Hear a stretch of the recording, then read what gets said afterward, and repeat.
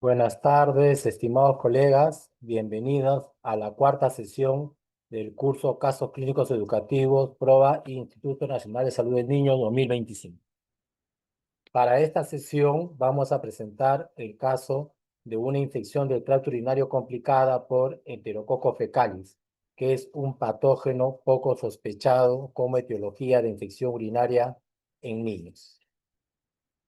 Y los objetivos de este caso educativo son revisar la información local disponible en relación a la susceptibilidad antibiótica de las especies de Enterococcus fecalis y Faecium aisladas en urocultivos, revisar las recomendaciones de las guías clínicas basadas en la evidencia para el manejo de la infección de tracto urinaria complicada por enterococos en niños, promover la optimización de la terapia antibiótica en el manejo de pacientes con ITU complicada por Enterococcus fecalis con ampicilina endovenosa o el pase a la amoxicilina por vía oral, individualizando cada caso, reducir la prescripción inapropiada de antibióticos en pacientes con aislamiento de enterococos en muestra de urocultivo y reducir la prescripción de tratamientos prolongados innecesarios.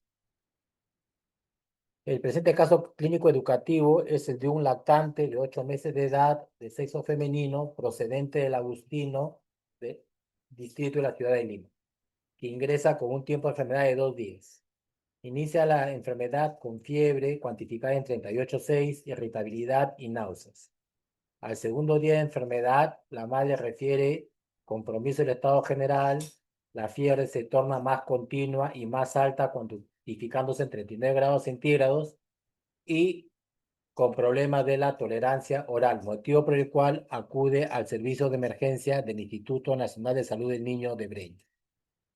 Dentro de los antecedentes, el niño tiene sus vacunas del programa ampliado de inmunizaciones al día hasta los 4 meses de edad. Tiene su BCG al nacer, sus 2 dosis de rotavirus, sus 2 dosis de pentavalente y sus 2 dosis de pneumococco. Niega alergia a medicamentos, tiene el antecedente de 3 episodios previos de afección urinaria y el diagnóstico de reflujo vesicoureteral grado 3 en el riñón derecho y grado 4 en el riñón izquierdo. Hospitalizaciones previas por infección urinaria 2. El último episodio de infección urinaria se aisló en el urocultivo una E. coli productora de beta-lactamasa de espectro extendido que fue tratada en hospitalización con meropenem por 10 días. Previo al ingreso, el niño tiene la historia de uso previo de nitrofurantoína a dosis profilácticas en los últimos 30 días. Los antecedentes familiares, padres aparentemente sanos, sin antecedentes patológicos contributorios para la enfermedad actual del paciente, y en relación a los antecedentes epidemiológicos, tiene un hermano de 3 años de edad que acude a un centro de educación inicial, niega contacto con personas con síntomas respiratorios en los últimos 7 días, niega viaje y la familia tiene una mascota que es un perrito menor de 1 año de edad, que no tiene contacto cercano con el niño. Al examen clínico, la temperatura cuantificada en 38,8, con una frecuencia respiratoria de 56, una frecuencia cardíaca de 128, saturando 98-99% al aire ambiental. Su peso y talla estaba apropiado para la edad. El niño estaba alerta, en regular estado general, con signo de deshidratación moderada, un buen estado de nutrición. Estaba irritable, pero calmaba con el consuelo materno.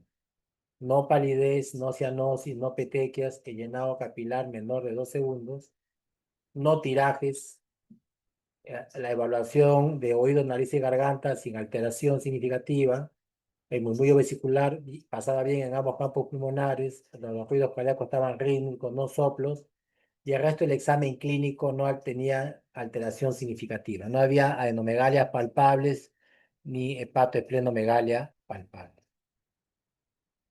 Al laboratorio solicitado en emergencia, una hemoglobina de 10,3, uno recuento de leucocitos de 16.900, con 5 abastonados, 78 segmentados, 12 linfocitos, 5 monocitos, plaqueta 289.000, La proteína C reactiva estaba elevada en 12 miligramos por decilitro, urea y creatinina dentro de rangos normales, electrolitos dentro de rangos normales, las transaminasas dentro de rangos normales y la albúmina y globulina dentro de rangos normales.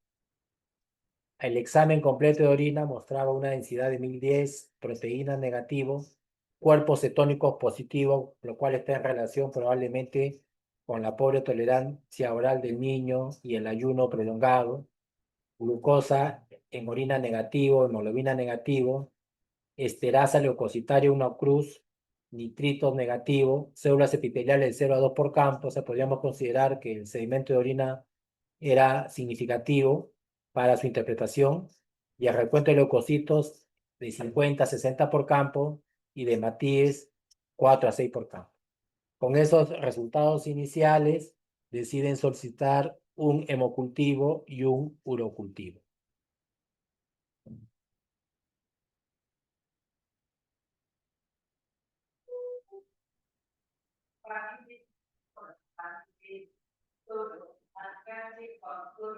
Los diagnósticos de ingreso a emergencia a hospitalización fueron infección del tracto urinario, infección del tracto antecedente de ictus recurrente y de reflujo vesicoureteral grado 3 en el riñón derecho y grado 4 en el riñón izquierdo.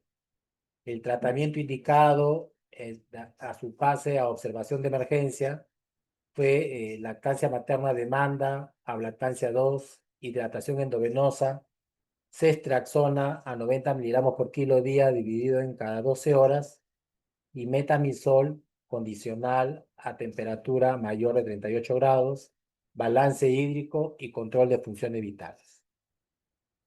En la evolución clínica, el paciente permanece en emergencia 24 horas, donde persiste febril, solicitan una evaluación por urología por los antecedentes patológicos de reflujo vesicoureteral y urología sugiere continuar tratamiento con cestraxona.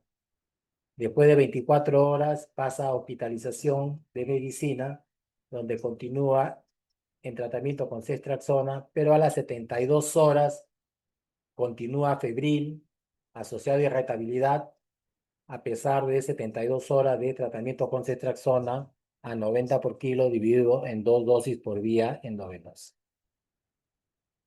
La unidad funcional PROA, dentro de sus actividades de vigilancia activa de cultivos, detecta este urocultivo positivo a Enterococcus fecalis, sensible a ampicilina y sensible a alta carga de gentamicina. Y como era de esperar, en Enterococcus fecalis, también sensible a vancomicina. El equipo de turno del servicio de medicina decide rotar la terapia antibiótica de cestraxona a vancomicina. Y acá un primer comentario, ¿no? La vancomicina no es... Los beta-lactámicos son mejores antibióticos para bacterias sensibles, hablando de enterococo, de estafilococo, comparado con vancomicina. La vancomicina es una alternativa cuando hay resistencia a los beta-lactanos.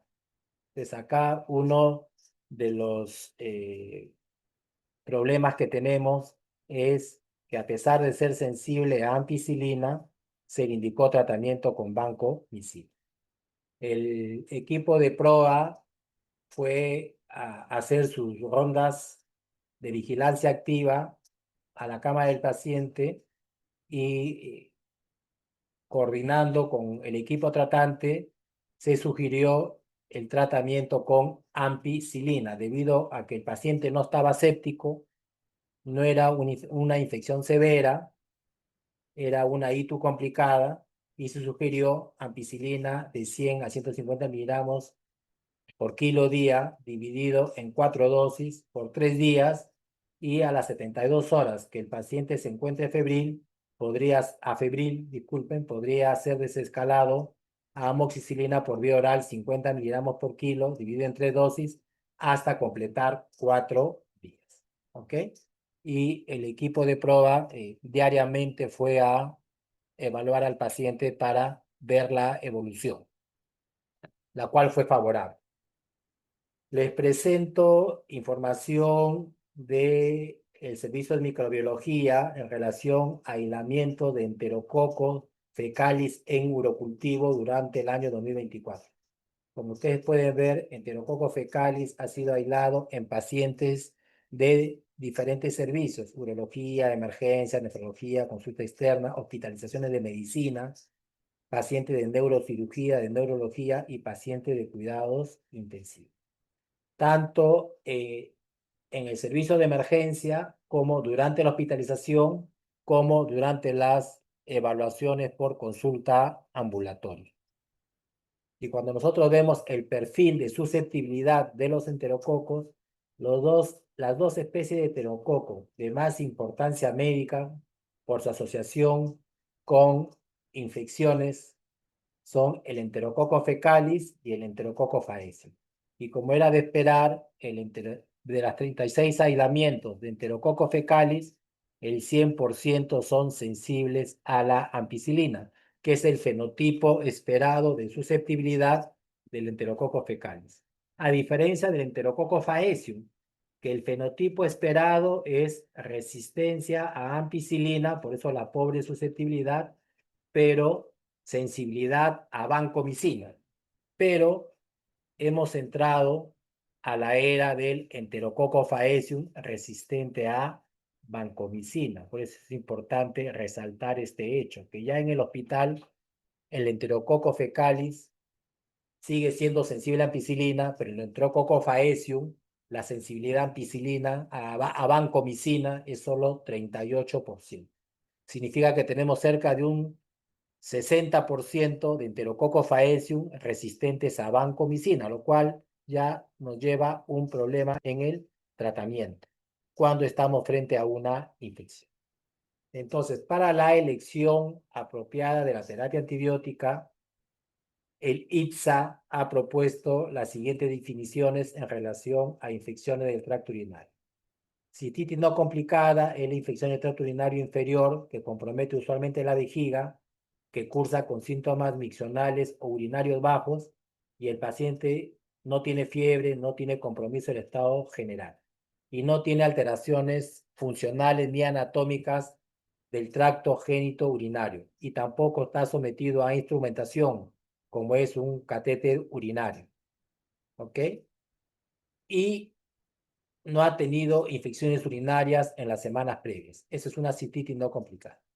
Pilonefritis aguda es la ITU alta, que es la forma grave de infección urinaria, en la cual hay fiebre, compromiso del estado general, vómito, dolor abdominal, puede haber dolor en el flanco, irritabilidad, hiporexia, y puede estar asociada o no a síntomas urinarios bajos. Pero en el caso de la definición de pilonefritis aguda, no hay alteraciones anatomopatológicas, anatomofuncionales del tracto génito urinario.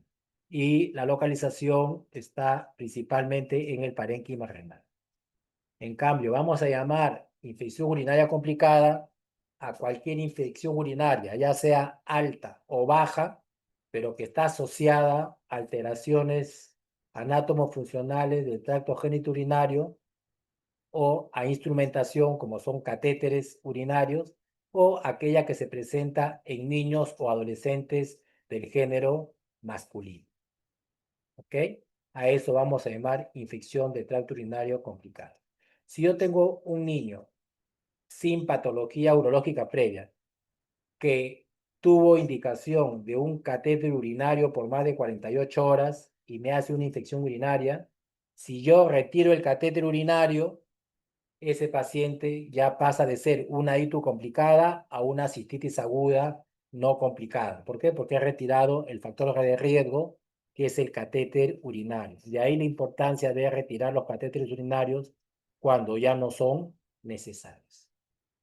Y pues en lactantes, las manifestaciones de infección urinaria o de pielonefritis o de ITU complicada con compromiso renal son pues inespecíficas, ¿no? Como las que tuvo este paciente: fiebre, dolor abdominal, vómitos, pérdida de apetito, irritabilidad. pueden referir hematuria, orina malolienta, ¿no? Y esto yo creo que todos los pediatras lo tenemos siempre en mente porque niños de esa edad, pues, no refieren molestias urinarias bajas. Por lo tanto, en el niño menor de 36 meses de edad, no se puede diferenciar un hito alto de un hito bajo. Y en relación a la significancia del urocultivo, va a depender del método de toma de muestra, ¿no? Si se tomó la muestra por bolsa colectora, aislamiento de más de 100.000 unidades formadoras de colonias por mililitro, y se obtuvo la muestra por catéter urinario, que es lo ideal de acuerdo a lo que indican las guías, recuento de 10.000 a 50.000 unidades formadoras de colonias a un solo germen, es significativo. La punción suprapúbica, pues es un procedimiento que cada vez se realiza con menos frecuencia, pero en el caso de ser necesario, en la actualidad puede ser realizada guiada por ecografía. Y en ese caso, pues el crecimiento de cualquier inóculo de bacteria se considera significativo. Y en los pacientes que pueden contener orina, pues se puede tomar en chorro medio y también en más de 100.000 unidades formadora de colonia por mililitro. Un aspecto importante que quiero recalcar en esta oportunidad es el hallazgo de piuria estéril, aquel paciente con leucocituria y urocultivo positivo. Puede deberse a causas infecciosas, como una ITU parcialmente tratada con antibióticos, a patógenos urinarios atípicos como micoplasma, ureoplasma, tuberculosis, u hongos como cándida, a enfermedades de transmisión sexual como Neisseria gonorrhoeae, Clamidia trachomatis, o a infecciones parasitarias como chitosomas, como la esquistosomiasis, ¿no? Pero también puede deberse a causas no infecciosas, como vaginitis, cuerpo extraño en vagina o uretra, infecciones intraabdominales adyacentes como apendicitis aguda, enfermedad de Crohn, condiciones inflamatorias como enfermedad de Kawasaki, lupus, la glomerulonefritis postinfecciosas, las nefritis intersticiales por antibióticos, niños con nefrolitiasis o niños que han sido sometidos a radiación o procedimientos quirúrgicos de la vía urinaria. O sea, no toda piuria implica la presencia de infección del tracto urinario. Y en relación a los nitritos aumentan el valor predictivo de infección urinaria cuando se combina su presencia con la presencia de esterasa leucocitaria positiva o la presencia de leucocituria al examen microscópico. Pero básicamente los nitritos van a ser positivos en infecciones urinarias por bacilo gram negativos. En infecciones urinarias por bacterias gram negativas, como enterococos fecalis, enterococos faecium, estafilococos saprofíticos u otros, pues los nitritos van a ser negativos. Entonces, si yo tengo un paciente con una infección urinaria, con leucocituria, esterasa leucocitaria positiva y nitrito negativo, con el antecedente de hitos recurrentes por alteraciones anatomofuncionales de la vía urinaria, debería sospechar en coco gram positivos y dentro de estos, enterococo fecalis o enterococo faeces. Pero para que los nitritos se hagan positivos, la orina tiene que permanecer en la vejiga al menos 4 horas. ¿Cuáles son los agentes que con más frecuencia producen infección urinaria en niños? Yo creo que ya todos sabemos que Escherichia coli va a la cabeza, en segundo lugar Klebsiella. Pero lo que quiero resaltar es cuáles son los coco gram positivos que son causa de infección urinaria. Tenemos el enterococo, el Staphylococcus saprophyticus, muy ocasionalmente el Staphylococcus aureus y el estreptococo del grupo B, sobre todo en pacientes que tienen cateterismo urinario intermitente. Podemos ver estreptococo del grupo B y también Staphylococcus aureus. De los hongos, la cándida. ¿Qué aislamientos en urocultivo no deberían considerarse como agentes etiológicos de infección urinaria? El aislamiento de Lactobacillus, de Corynebacterium, de especies de Micrococcus, de difteroides y de especies de Bacillus. Estos aislamientos no deberían considerarse como etiología de infección urinaria. Lo más probable es que sean contaminados. Los enterococos son parte de la flora intestinal a nivel del colon. Por lo tanto, siempre que tenemos un aislamiento de enterococo en una muestra, debemos hacer la diferenciación si estamos frente a una colonización o una infección. Cuando las especies de enterococo se aíslan de fluidos normalmente estériles, estamos frente a una infección. Pero si lo aislamos de aspirados traqueales, lo aislamos de orina de pacientes con catéter urinario, lo aislamos de hisopados de úlceras cutáneas, puede corresponder a colonización. Entonces, ¿qué criterios deberíamos usar para diferenciar infección de colonización? Pues si tiene clínica de infección, si es necesario ayuda de exámenes de laboratorio o de diagnóstico por imagen, ¿ok? No todo aislamiento de enterococo en una muestra amerita tratamiento. Tenemos que hacer la diferenciación de infección de colonización. Sobre todo que el enterococo es una causa frecuente de bacteriuria asintomática en niños con alteraciones anátomo-funcionales del tracto genitourinario. ¿A qué vamos a llamar bacteriuria asintomática? A aquel niño en el cual tiene aislamiento de enterococo en el urocultivo, pero no tiene fiebre, no tiene síntomas urinarios. El sedimento de orina puede ser patológico, pero no tiene síntomas, no tiene fiebre y no requiere tratamiento antibiótico dirigido. ¿En qué condiciones se recomienda tratar al paciente con bacteriuria asintomática? En las embarazadas, en los pacientes sometidos a trasplante renal o en los pacientes que van a ser sometidos a un procedimiento urológico invasivo, ya sea una cistoscopía o una cirugía que involucre el tracto urinario. En ellos sí debería tratarse y debería tratarse por 3 días. 3 días, como si fuera una cistitis no complicada, previo a la cirugía. Entonces, ampliando un poco, enterococo, pues lo podemos aislar en el suelo, en el agua, en aguas residuales, ¿no? Puede colonizar la piel, puede colonizar la cavidad oral, puede colonizar los tubos endotraqueales, los tubos de traqueostomía, ¿ok? De las 58 especies de enterococo, la de mayor importancia médica son el enterococo fecalis y el enterococo faecis, que tienen una característica, que son resistentes a las condiciones ambientales, por lo tanto pueden sobrevivir por semanas en las superficies del ambiente, y esto lleva a la contaminación de las manos y a la probabilidad de transmisión cruzada. ¿Cuáles son los factores de riesgo de colonización por enterococo resistente a la vancomicina? Como enterococo faecium resistente a vancomicina.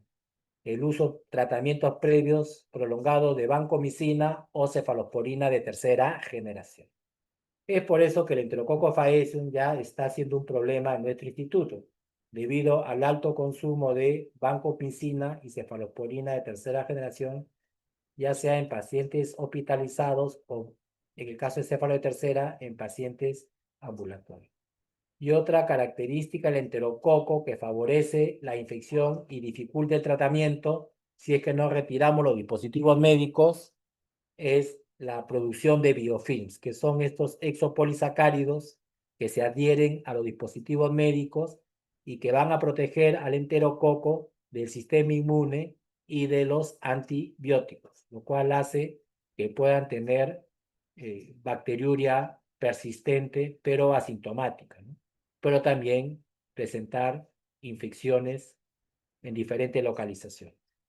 El enterococo puede causar, la localización más frecuente es infección del tracto urinario, puede ser parte de una infección polimicrobiana intraabdominal, puede producir bacteremia asociada a catéter, endocarditis bacteriana, ya sea en válvula protésica o en paciente con defecto valvular, meningitis en pacientes con derivaciones ventriculares externas o ventrículos peritoneales y también ser causa de infección de herida operatoria. Siempre que detectemos enterococo fecalis en hemocultivo, es importante descartar endocarditis bacteriana. Ahora, a lo largo del tiempo, el enterococo ha adquirido mecanismos de resistencia que actualmente son constitutivos y que le permiten resistir a diferentes familias de antibióticos, dejando pocas opciones de tratamiento.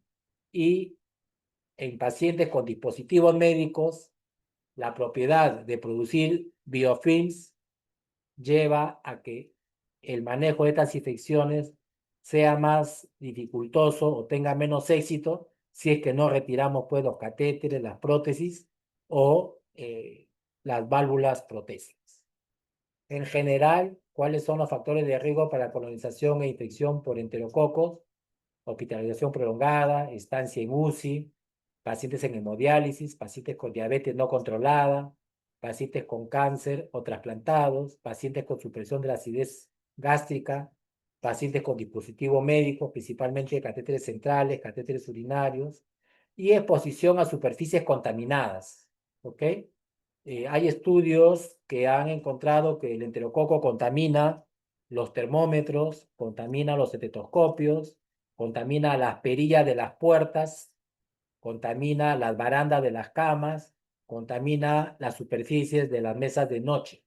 De ahí que es muy importante la limpieza del ambiente. ¿Ok? En relación a la infección urinaria por enterococo, usualmente se presenta en niños con patología de base. Lo más frecuente es niños con alteraciones anátomo-funcionales del tracto génito urinario, ya sea congénitas u adquiridas, o pacientes con catéteres u otros dispositivos médicos, ¿no? Si bien es cierto, la complicación más frecuente es la infección urinaria, esta infección urinaria puede evolucionar a formas más severas, como una nefronía, un absceso perinefrítico, en adolescentes sexualmente activos, prostatitis crónica, que pueden ser causa de bacteremia oculta. Recordar que cada vez que identifiquemos enterococo en un urocultivo, en un paciente con clínica de infección urinaria, hay que descartar patología urológica preexistente. Y los pacientes que tienen una infección urinaria por enterococo, debido a que generalmente está asociado a patología a alteración anatomofuncional de las vías urinarias, tienen mayor riesgo de recurrencia, mayor riesgo de cicatrices renales y mayor necesidad de cirugía.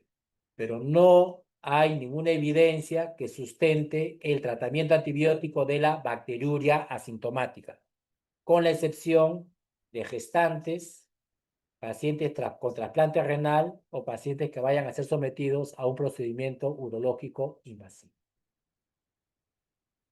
En relación al enterococo fecalis, el fenotipo de susceptibilidad más frecuente es sensibilidad a ampicilina y sensibilidad a vancomicina. Ya se han reportado aislamiento de enterococos fecalis resistentes a ampicilina. ¿Y cuál es este mecanismo de resistencia? Es alteración de la proteína ligadora de penicilina 4 y con menos frecuencia la producción de beta-lactamasa. Si bien es cierto, enterococcus fecalis es constitutivamente resistente a aminoglicósidos, es una resistencia de bajo nivel. ¿Y esto qué significa? Que si yo expongo al enterococcus fecalis a altas cargas de gentamicina, puede in vitro testear sensible. Y esta es una indicación que nos sugiere que pudiéramos usar aminoglicósido como parte de una terapia combinada con ampicilina o vancomicina para infecciones por enterococo severas de alto inoculo. Entonces, para infecciones no severas de bajo inóculo, monoterapia con ampicilina.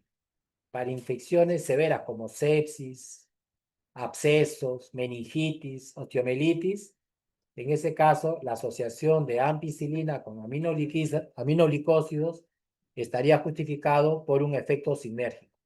Pero nunca vamos a tratar un paciente con una infección por enterococo con monoterapia con aminoglicósidos, porque la monoterapia con aminoglicósidos no es eficaz para tratar infecciones por enterococo. Lo que se ha observado también es que el Enterococcus fecalis, a pesar de tener una resistencia a cefalosporina de tercera generación, tiene un bajo nivel de resistencia a ceftriaxona. Por lo tanto, al igual que los aminoglicósidos, la ceftriaxona puede ser una alternativa como parte de una terapia combinada con ampicilina para infecciones por Enterococcus fecalis de alto inóculo o pacientes que están con sepsis o meningitis. ¿Ok? Y acá pueden ver los mecanismos de resistencia del Enterococcus fecalis a los beta-lactámicos, ¿no? El mecanismo de resistencia del Enterococcus fecalis a la ampicilina es alteración de la proteína legadora de penicilina número 4. Y con menos frecuencia, producción de una beta-lactamasa, que puede ser inactivada por el ácido clavulano. A diferencia del Enterococcus faecium, que el fenotipo más frecuente es resistencia a ampicilina y sensibilidad a vancomicina. Pero como han visto ustedes en el cuadro que les he mostrado, pues de los aislamientos de Enterococcus faecium en muestras obtenidas de pacientes atendidos en nuestro instituto, solamente el 30% son sensibles a vancomicina. Ya estamos en la era del Enterococcus faecium resistente a vancomicina. ¿Ok? Y en relación a los aminoglicósidos, ¿no? Ya hemos mencionado que si bien es cierto, hay una resistencia constitutiva de los enterococos, los aminoglicósidos, si esta resistencia es de bajo nivel, podríamos usar los aminoglicósidos como parte de una terapia combinada para infecciones enterocócicas, ya sea combinado con ampicilina para Enterococcus fecalis, como combinado con vancomicina, en el caso que sea sensible, para Enterococcus faecium. Y volviendo al urocultivo, acá podemos ver que es un coco gram positivo, más de 100.000 colonias, tipificado como Enterococcus fecalis con el fenotipo esperable, sensible a ampicilina, con un MIC bien bajo, menor o igual a 2. Si bien es cierto, han testeado sensibilidad a vancomicina, eso no implica que vancomicina sea más efectivo que ampicilina para tratar las infecciones por Enterococcus fecalis. Si el Enterococcus fecalis sigue siendo sensible a ampicilina es la terapia de elección.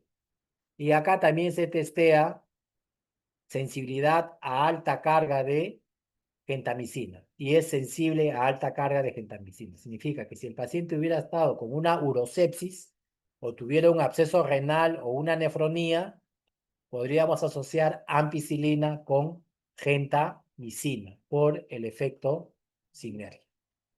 Ahora, la mayoría de los pacientes puede manejar con infección urinaria por Enterococcus fecalis, pueden ser manejados desde un inicio por vía oral. ¿En quiénes se sugiere iniciar el tratamiento por vía endovenosa?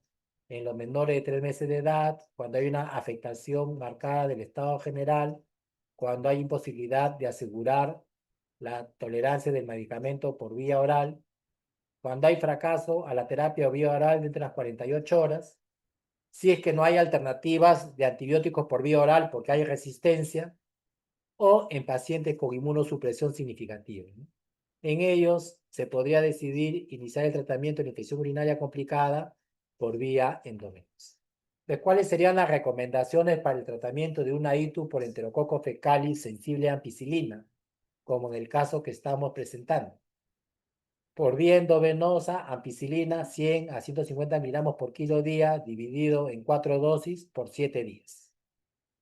Si fuera un Enterococcus fecalis resistente a ampicilina por producción de beta-lactamasa, una alternativa sería ampicilina sulbactam. Si el paciente fuera alérgico a la penicilina, alergia tipo 1, tendrían que usar vancomicina. No porque es un mejor antibiótico, sino porque tiene alergia tipo 1 a beta-lactam.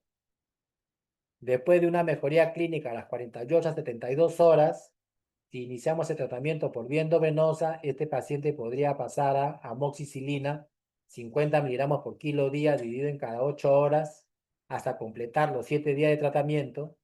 Y si su mecanismo de resistencia es productor de beta-lactamasa, lo podríamos pasar de ampicilina sulbactam a amoxicilina más ácido clavulánico, 40 a 50 miligramos por kilo día, hasta completar 7 días de tratamiento. Si es una cistitis no complicada, si el niño solamente tiene molestias urinarias bajas, no tiene fiebre, no tiene compromiso de estado general, y es sensible a nitrofurantoína, podríamos tratarlo con nitrofurantoína por 5 días. Si es sensible a levofloxacino, podríamos tratarlo con levofloxacino por 3 días. Y si es sensible a fosfomicina, podríamos tratarlo con dosis única de 3 gramos de fosfomicina. ¿Ok? Esas son las alternativas de tratamiento para la cistitis no complicada. Ya hemos dicho, aquel niño con síntomas urinarios bajos, que no tiene fiebre, que no tiene episodios previos y que no tiene alteraciones anatomofuncionales de la vía urinaria. Si estuviéramos ante la eventualidad de un enterococo fecalis resistente a ampicilina y sensible a vancomicina, o con alergia tipo 1 a ampicilina, tendríamos que usar vancomicina. Entonces, es suficiente la monoterapia. Vancomicina, 10 miligramos por kilo cada 6 horas por 7 días. Y la alternativa por vía oral en estos pacientes, si es que el antibiograma muestra sensibilidad, es levofloxacino 10 miligramos por kilo día por 5 a 7 días en niños mayores de 5 años de edad y 10 miligramos por kilo cada 12 horas en niños menores de 5 años de edad, pero solo si tiene sensibilidad demostrada por urocultivo. Y las alternativas, en el caso de cistitis no complicada, en estas situaciones de enterococo fecal y de resistente a ampicilina y sensible a vancomicina, son las mismas que hemos mencionado, ¿no? Nitrofurantoína, levofloxacino y fosfomicina. Entonces, ¿cuándo se justifica la asociación de ampicilina con un aminoglicósido al cual sea sensible a alta carga o ceftriaxona? Solo en infecciones por enterococo fecalis. Solo, no en enterococo faecium, solo en enterococo fecalis. Porque es en enterococo fecalis que se ha demostrado un efecto sinérgico, ¿no? Ya sea con gentamicina, 1 miligramo por kilo cada 8 horas, o con ceftriaxona 100 miligramos por kilo dividido en cada 12 horas. ¿En qué circunstancias estaría justificada la asociación? En el paciente severamente enfermo, que generalmente está asociada a infecciones de alto inóculo como sepsis, meningitis, ante la presencia de biofilms, porque no se puede retirar el catéter urinario o no se puede retirar el catéter venoso central, ¿no? O tiene un foco no controlado. ¿Por qué? Porque tiene un absceso de difícil drenaje o que no se puede drenar en las primeras 24 a 48 horas. En ese caso sí se sugiere la terapia combinada en infecciones de alto inóculo o presencia de biofilms o cuando no se puede hacer un control apropiado de la fuente de infección. ¿Es posible pasar de la vía endovenosa a la vía oral? Ya hemos mencionado que sí. Si el paciente está a febril 24 a 48 horas, está clínicamente estable, tolera vía oral, no hay problema de absorción intestinal y tenemos alternativas que han mostrado susceptibilidad en formulaciones por vía oral, podemos pasar de la vía endovenosa a la vía oral y completar los 7 días de tratamiento. Pero vuelvo a hacer hincapié que en cistitis no complicada, si usamos nitrofurantoína es 5 días, si usamos levofloxacino es 3 días, si usamos amoxicilina es 3 días y si usamos fosfomicina es una sola dosis. Existe aún la tendencia a las terapias prolongadas en infecciones en general y una de estas infecciones es infección urinaria. La tendencia a dar 10 a 14 días de tratamiento o la tendencia a dar el tratamiento completo por vía endovenosa.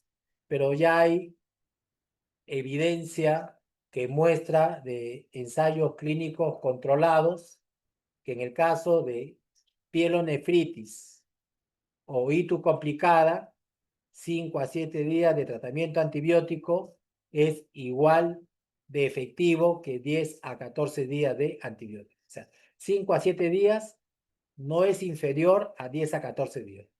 Es por eso que las últimas guías ya están recomendando que para pielonefritis e ITU complicada, en el paciente en el cual hay una concordancia entre la terapia antibiótica y el aislamiento microbiológico y el patrón de susceptibilidad, y hay una respuesta apropiada dentro de las 24 a 48 horas, la duración de tratamiento no debería ser mayor de 7 días para evitar la exposición prolongada a antibióticos.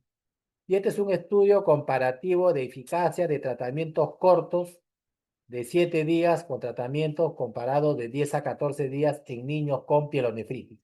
Y no hay diferencia significativa en aquellos que tienen anormalidad urológica presente con relación a los que tienen anormalidad urológica diagnosticada o como antecedente. Y ven que no hay diferencia significativa en lo que es fracaso al tratamiento.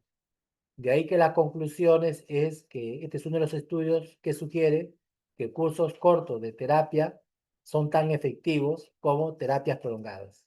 De ahí que el nuevo paradigma en el tratamiento de las infecciones urinarias es 7 días de tratamiento. ¿Ok? Y esta es una tablita que periódicamente la actualiza el doctor Brad Spellberg, en el cual hace una búsqueda bibliográfica de los ensayos clínicos randomizados que se van publicando y cuáles están a favor de tratamientos acortados. Y acá pueden ver que comparado con el estudio anterior, esto lo he sacado yo esta semana, ya hay 13 ensayos clínicos randomizados en los cuales comparan 5 a 7 días de tratamiento con 10 a 14 días y no encuentran una diferencia significativa. O sea, dar 5 a 7 días no es inferior a dar 10 a 14 días. Lo importante es saber seleccionar a qué paciente le vamos a dar 7 días, como les he dicho.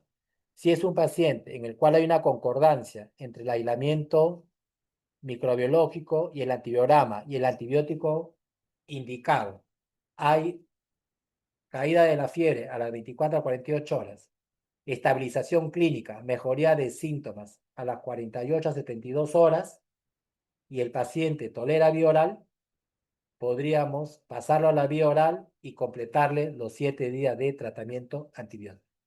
Más días de tratamiento antibiótico no se asocia a menores tasas de recaídas ni a menores tasas de cicatrización renal.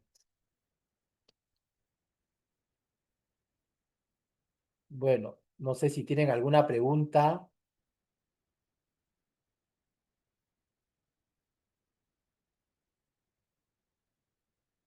Preguntas, por favor.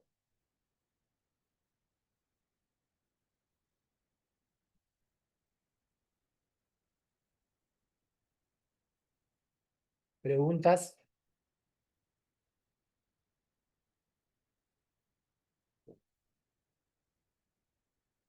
¿Alguna pregunta? Nosotros, durante las rondas clínicas que realizamos todos los días para evaluar las terapias antimicrobianas empíricas iniciales de emergencia o la vigilancia activa de cultivos y las terapias dirigidas, estamos promoviendo elaboraciones de tratamiento en infección urinaria, ya sea pielonefritis o ITU complicada, con de 7 días de tratamiento, ¿no? Que es el nuevo paradigma, ¿no? 7 días de tratamiento. A ver, doctor Velasco.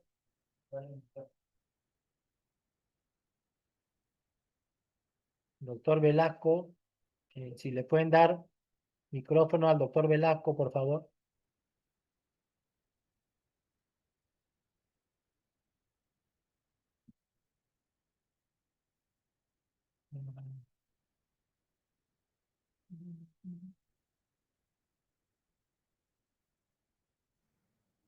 Doctor, buenas tardes, ¿cómo le va? ¿Qué Hola, tal? doctor, ¿cómo está? ¿Qué tal? Doctor, una pregunta, o sea, estoy entendiendo que, por ejemplo, el enterococos está en el ambiente, es decir, lo voy a transmitir por el contacto en la superficie El y, enterococo, le explico, es parte de la flora intestinal, ¿ok? Nosotros cuando defecamos eliminamos bacterias. Esas bacterias van a las aguas residuales y las aguas residuales retornan al ambiente. Por lo tanto, pueden contaminar el agua, la tierra, o se puede contaminar a través de las manos, ¿no? Y nosotros contaminar la superficie del ambiente, ¿no? Y la capacidad que tienen de resistir a las condiciones ambientales por semanas hace que pues podamos tener infecciones cruzadas por enterococo, ¿no? Como le digo, han habido estudios que han aislado enterococos en las barandas de las cunas, en las mesitas de noche, en los termómetros, en los equipos de cuidados intensivos. Por eso es muy importante el lavado de manos. Doctor, y el enterococo de esa superficie, por favor, externa, ¿cómo llegaría al tracto urinario? Esa era No, mi no, es que inquietud. hay diferentes vías, pues. O sea, un niño, lo más frecuente de infección de tracto urinario en pacientes que no están con catéter urinario es la vía ascendente, como E. coli, ¿no? O sea, la vía ascendente. Hay una contaminación a nivel de la zona perineal y luego por vía ascendente, a través de la uretra, ingresa hasta el tracto urinario. Pero en el paciente que está con catéter urinario, puede ser a través de las manos del trabajador de salud o a través de las manos del propio paciente. ¿Ok? Entonces, la infección urinaria por enterococo generalmente es por vía ascendente, como la tienen los niños con infecciones por E. coli y por Klebsiella. ¿Ok? Que también son enterobacterias, o sea, pertenecen al tracto intestinal. Pero en los pacientes que están con dispositivos médicos, el enterococo llega a través de el contacto con superficies contaminadas. Y una de las superficies contaminadas más frecuentes es la mano del trabajador de salud o la misma mano del familiar o de un contacto del paciente, ¿no? ¿Ok? O sea, es vía ascendente. Recuerde que he dicho que el enterococo vive en el colon y por lo tanto, al salir por las heces, contamina la zona perineal, ¿no?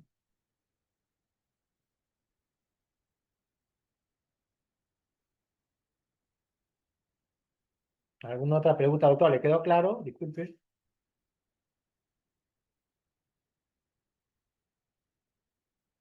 ¿Se entendió la explicación?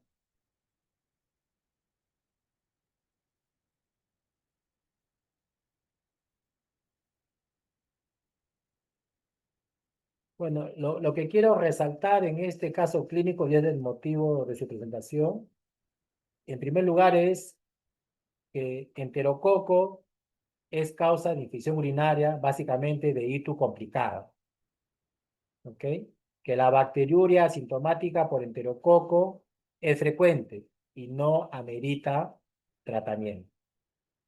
Que en el caso de infección urinaria complicado, pilonefritis, el tratamiento es el mismo. El fenotipo más frecuente es enterococo fecalis sensible a la ampicilina, por lo tanto, ampicilina debería ser la terapia de elección. ¿Ok? 100 a 150 miligramos por kilo dividido en cada 6 horas, o si es por vía oral, amoxicilina, 50 miligramos por kilo día dividido en cada 8 horas. Y que la duración del tratamiento es por 7 días. Y que podríamos pasar de la vía endovenosa a la vía oral de ampicilina a amoxicilina a las 48 a 72 horas, una vez que el paciente esté afebril, clínicamente esté estable, tolere vía oral, siempre y cuando no haya problemas para la absorción del medicamento. Que debemos evitar la indicación de tratamientos por más de 7 días. La mayoría de los pacientes con ITU complicada se tratan por 7 días. Es tan efectiva y la tasa de recaídas es similar a tratamientos más prolongados de 10 a 14. ¿Ok?